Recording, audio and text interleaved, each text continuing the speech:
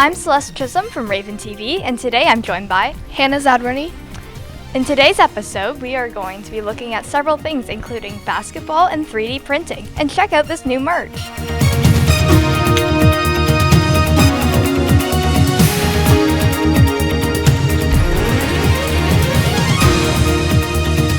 In grade 9, we got a 3D printer at the school, and I decided to try it out.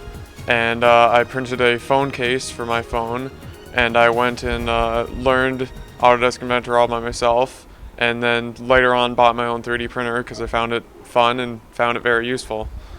So you basically take a computer file and you can make it yourself, you can download them, you can find them pretty much anywhere, and you take one of those files you've designed, and the 3D printer software will take it and kind of split it up into layers, and then that will slowly print layer by layer to build up a 3D object. So it's kind of like if you cut out pieces of paper and stack them on top of each other, eventually you would get a 3D object. Okay, so the most common material with 3D printing is PLA. It is a corn-based plastic, and it's low temperature, really easy to print. You can't really go wrong with it. A stronger plastic would be ABS, and that, while it's better and stronger, it requires a hotter temperature to heat up, and it usually kind of warps, so the layers will kind of slowly shift up, so you don't have exactly right angles all the time. Sometimes you need an enclosure for your 3D printer to keep the heat in also, and there's also filaments like TPU, which are flexible, and you can print them, and then you can have a flexible material if you need that. So personally, I've made stuff from a phone case to I fixed a freezer handle for my grandparents, so it saved them probably like $50 because parts for fridges and stuff are expensive. And I know some people in there are just making little things. I know one person was 3D printing a small little lightsaber the other day. Some people are printing things they've made. It's just whatever you really want, really.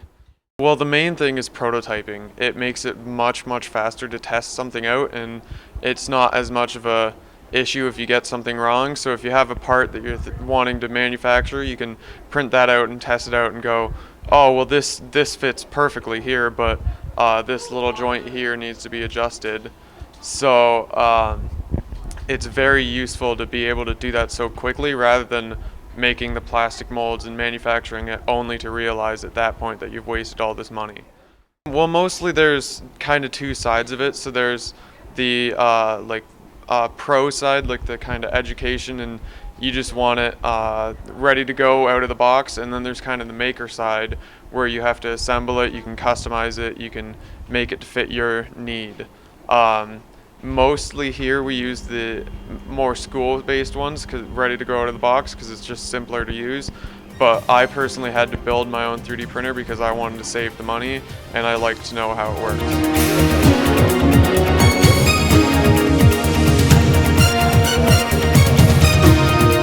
I'm in Mr. Grunig's grade 10 manufacturing class, and the big project I'm working on is I'm trying to design my own kind of custom batarang, just for fun.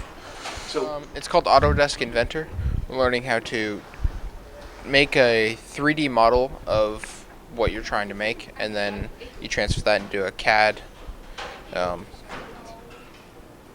program, which lets you 3D print a model.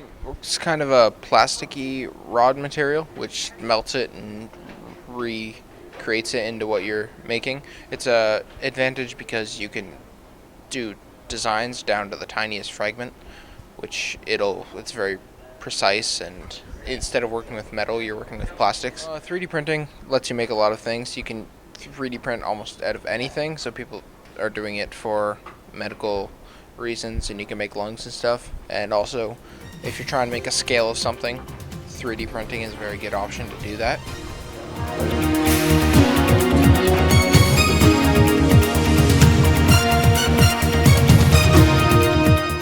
So we're kind of combining the technological design and manufacturing using Autodesk Inventor to do some 3D modeling, and the kids have a chance to use the 3D printer to make some rapid prototype parts and print out some of the stuff they've designed. The 3D printer we're currently running runs PLA plastic, so it's plant-based using corn, and it's biodegradable, so it's safe. There's no fumes or anything off of it. There are some other plastics you can use, ABS, some various other types, nylon and things like that, to make some more durable parts. So 3D printing's kind of neat because the kids can take their designs, put them on to the computer, and then actually build a 3D model of something so you can physically see it and touch it and measure it and things like that. So 3D printing is kind of exploding the last couple of years. They're using it in medical fields, dental, building parts on the spaceships and things like that. So it's pretty interesting.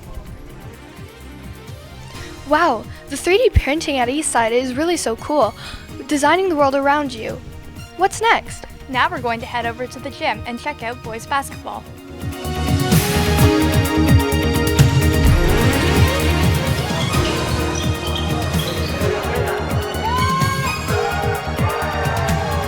So I'm the head coach for the Eastside Ravens basketball team, and it's been year 2 here at the school for me, and love coaching basketball, and we got a great group of guys to do it with. Well, I mean, last year we won the Bay Quinte Championship with this group as a bunch of juniors.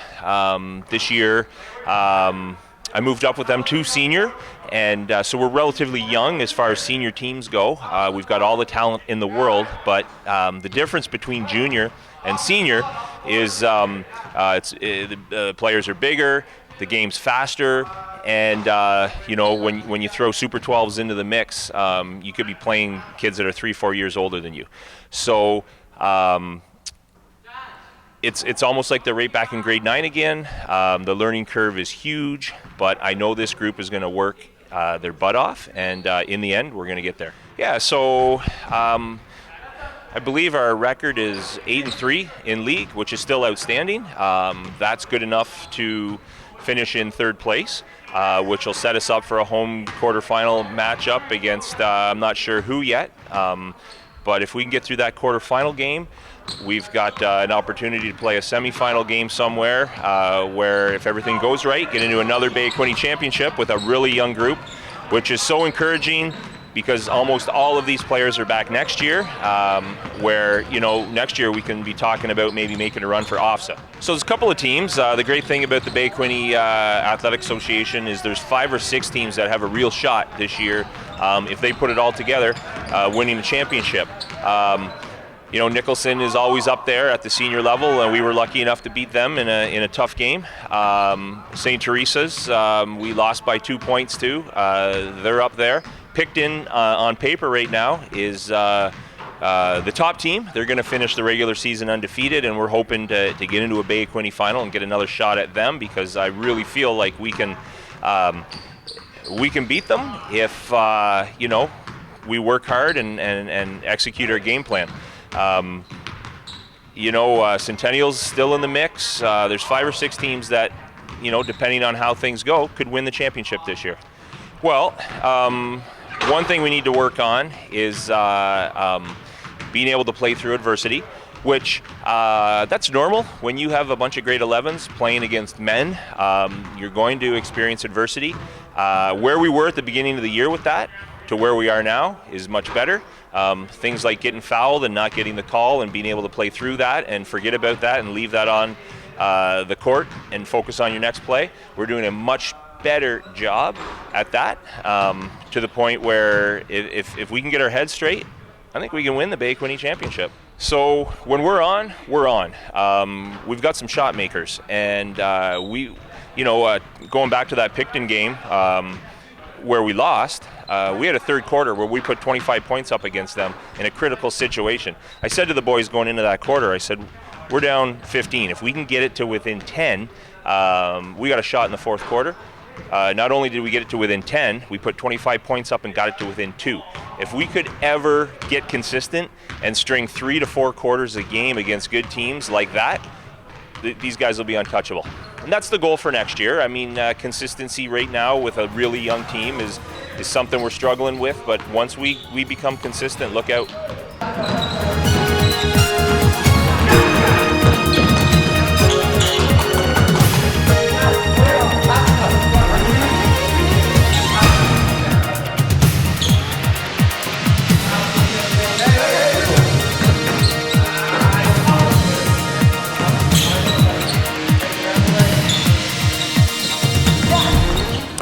My job as a assistant coach, so pretty much being there for the team and do one-on-one work and whatever we need to get us or make us a better team. What we're practicing right now is our shooting. Our team is not the best shooting team in the league, but we're trying to be better.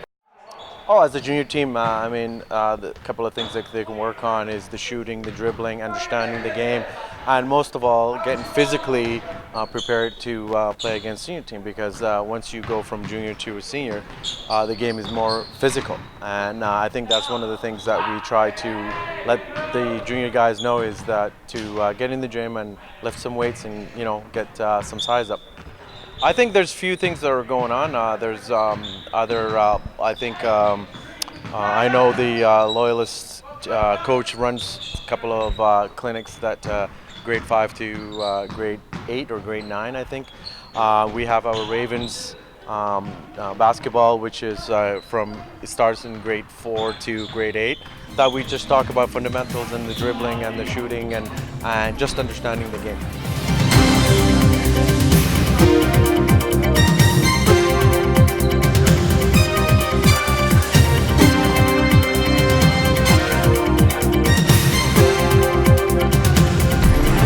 I play 2 of the shooting guard, so I dribble the ball, pass the ball, shoot the ball.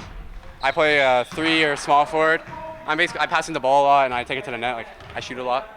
I've been going to the open gyms lately, staying in shape because we've had a little bit of a break. So I've just been staying in the best shape I can.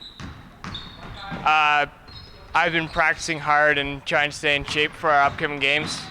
My strong point's probably shooting, and I need to work on my dribbling. Mine would probably be shooting too, because I'm taller than most defenders, so I can get a shot off easier. And probably just like taking it to the net better and jumping higher is something I have to work on.